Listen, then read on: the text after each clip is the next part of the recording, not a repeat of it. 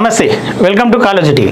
ప్రస్తుతం తెలంగాణలో రాజకీయ పరిస్థితులు రోజుకో అవతారం ఎత్తుతూనే ఉన్నాయి. ఒకవైపున ప్రతిపక్ష పార్టీ నుండి కాంగ్రెస్లోకి వస్తున్న క్రమంలో గతంలో చెప్పిన హామీలు నెరవేర్చట్లేదు, గతంలో ప్రజలకు మనం ఏదైతే చెప్పామో అవన్నీ మర్చిపోయామని చెప్పేసి అంటూ సొంత పార్టీ నేతలు అయితే విమర్శలు గుప్పిస్తున్నారు కాంగ్రెస్ మీద.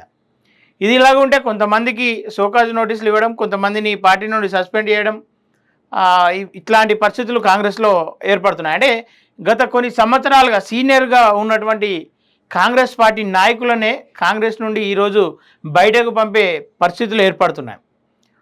ఒక రకంగా చూసుకుంటే నిజానికి మనం ఏదైతే చెప్పి ఈరోజు గద్దెనెక్కామో ఆ మాటలు ఖచ్చితంగా మనం నెరవేర్చాలి, ప్రజల్లో నమ్మకం నిలపాలి అని చెప్పేసి కొంతమంది సీనియర్ నాయకులు, అలాగే పల్లెటూరు ప్రాంతంలో ఉన్నటువంటి నాయకులు కూడా కాంగ్రెస్ను విమర్శిస్తున్నారు.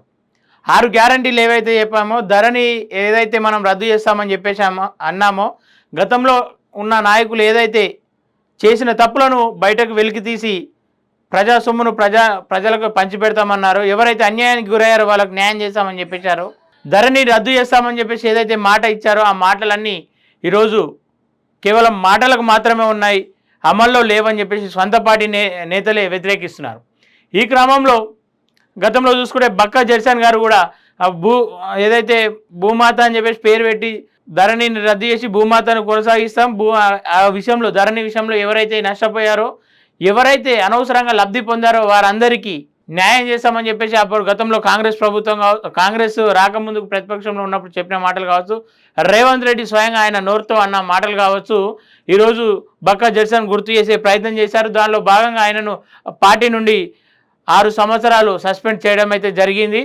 ఇదిలాగా ఉంటే ఆయన ఆల్రెడీ ముఖాముఖిగా చెప్పేశారు, నేను పార్టీ దగ్గరికి వచ్చి ఎలాంటి క్షమాపణలు అయితే అడిగే పరిస్థితి లేదు, నిజంగా మనకు ప్రజలకు ఇచ్చిన హామీలను నెరవేర్చాలి అని చెప్పేసి బక్కా జర్సన్ గారు చెప్పి సొంతంగా ఆయన ఒక సంస్థను ఏర్పాటు చేసుకొని, ఆయన సొంతంగా ఒక ఆర్మీని ఏర్పాటు చేసుకొని ఆయన ప్రజల కష్టాలను చూపించే ప్రయత్నంగా ఫైట్ చేశాను, ప్రజల తరపున ఉంటానని చెప్పేసి ఆయన చెప్పడం జరిగింది. ఓకే, అది ఆయన చాప్టర్ 1 అలా ఉంటే, ఈరోజు మళ్ళా కొత్తగా తెరపైకి వచ్చిన వార్త నయీం కేసు విషయంలో గతంలో బీఆర్ఎస్ ఏదైతే హామీలు ఇచ్చిందో, హామీలను బీఆర్ఎస్ ఏదైతే ఈ విషయంలో అన్యాయం చేసిందో, నయీం కేసు విషయాన్ని పక్కదారి పట్టించి అనేక మందిని అందులో కాపాడుతుంది అని చెప్పేసి ఆ గతంలో ఏదైతే ఆరోపణలు చేశారో, అదే కాంగ్రెస్ నాయకులు కూడా గతంలో నయీం కేసును మేము ప్రభుత్వంలోకి వచ్చిన వెంటనే నయీం కేసులో నిజాలు బయట పెడతామని చెప్పారు.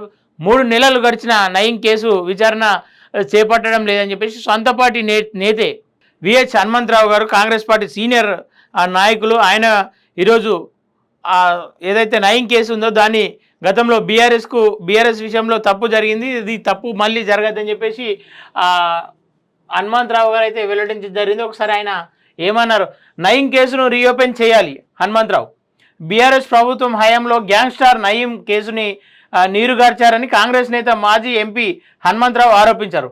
ఈ కేసులో బయటపడ్డ రూపాయల 100 కోట్లు పేదల నుంచి లాక్కున్న భూములు ఎక్కడికి పోయాయని ప్రశ్నించారు.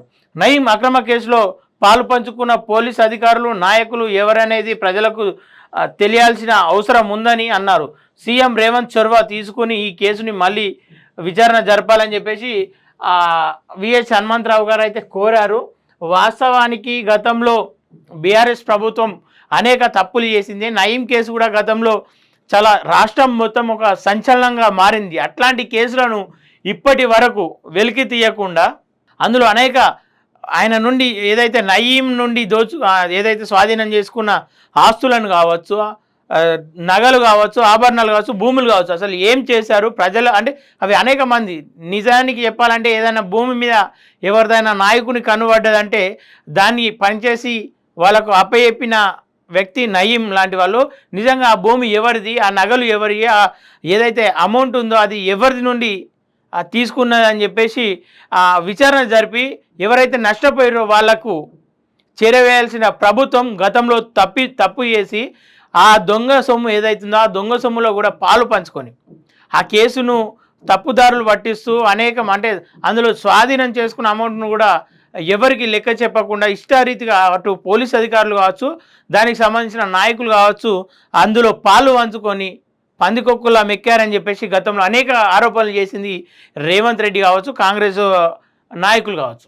అట్లాంటిది 3 నెలలు జరిగిన అట్లాంటి అనేక అవినీతి సొమ్మును ప్రజలకు పంచినా లేదంటే ప్రభుత్వం స్వాధీనం చేసుకున్న ప్రభుత్వానికి ఎంతో ఉపయోగపడుతుంది. అట్లాంటివన్నీ పక్కదారి పట్టించి వీటి మీద ఏ రోజు కూడా ఫోకస్ చేయకుండా మైహోం రామేశ్వర్ మీద కూడా ఎలాంటి చర్యలు తీసుకోకుండా గతంలో చెప్పిన మాటలన్నింటినీ పక్కదారి పట్టించే ప్రయత్నం చేస్తుండు రేవంత్ రెడ్డి ప్రభుత్వం.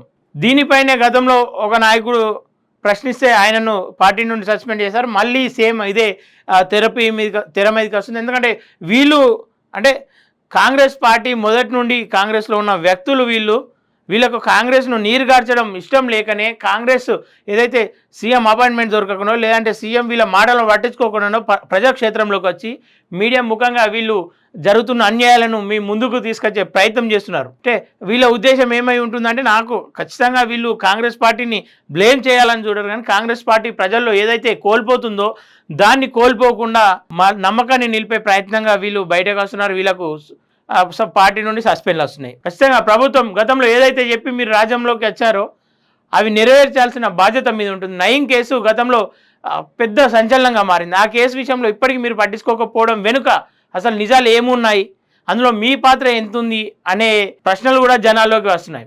అట్లాంటి ప్రశ్నలు రాకముందే జనాలకు మీ పైన నమ్మకం పోకముందుకే మీ ప్రభుత్వం మీద వ్యతిరేకత పెరగక ముందే ఖచ్చితంగా ఈ విషయాల్లో మీరు జోక్యం చేసుకొని గతంలో చెప్పిన మాటలన్నింటినీ జోక్యం చేసుకొని ఎవరైతే తప్పు చేశారో పార్టీ మారుతున్నారంటే ఖచ్చితంగా ప్రభుత్వం ఏ పార్టీలో ఉంటే అక్కడ అక్రమ కేసులు కాకుండా ఆ కేసుల నుండి తప్పించుకోవడానికి అక్రమ ఆస్తులను కాపాడుకోవడానికే పార్టీ మారుతున్నట్టు స్పష్టంగా ఏర్పడిపోతుంది ఇక్కడ. ఎందుకంటే గతంలో మీరే ఆరోపణలు చేశారు, వాళ్ళు అది తిన్నారు, వీళ్ళు ఇది దోచుకున్నారు, వీళ్ళు అది దోచుకున్నారని.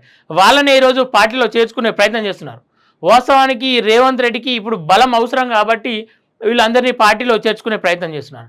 కానీ నిజాలను ప్రజల ముందు గతంలో మీరు ఏవైతే బయట పెట్టారో అవి నిజాలని చెప్పేసి ప్రజలు నమ్ముతున్నారు. అవన్నీ ఈరోజు తీసుకొని నీ గుప్పిట్లో పెట్టుకుంటే ఎవరైతే దొంగ అని చెప్పేసి అన్నావో ఆ దొంగ పేరు నీకే వచ్చే ప్రమాదం ఉంది. కాబట్టి అది గ్రహించాలని చెప్పేసి సొంత పార్టీ నేతలైనా సరే నిజంగా నిరుపేదలను అన్యాయం చేసి ఉంటే వాళ్ళకి ఖచ్చితంగా శిక్ష నువ్వు వేసిన రోజే నీ పైన ప్రజలకు మరింత నమ్మకం వస్తుందని చెప్పేసి ఈ సందర్భంగా తెలియజేస్తూ, అలాగే గతంలో పెండింగ్లో ఉన్నటువంటి కేసులు కావచ్చు, గతంలో జరిగిన అన్యాయాలు కావచ్చు, ధరణి విషయంలో కోల్పోయిన భూములు కావచ్చు, ఖచ్చితంగా అందరికీ వారికి తిరిగి ఇచ్చి న్యాయం చేస్తామని చెప్పేసి మనస్ఫూర్తిగా కోరుకుంటున్నాం.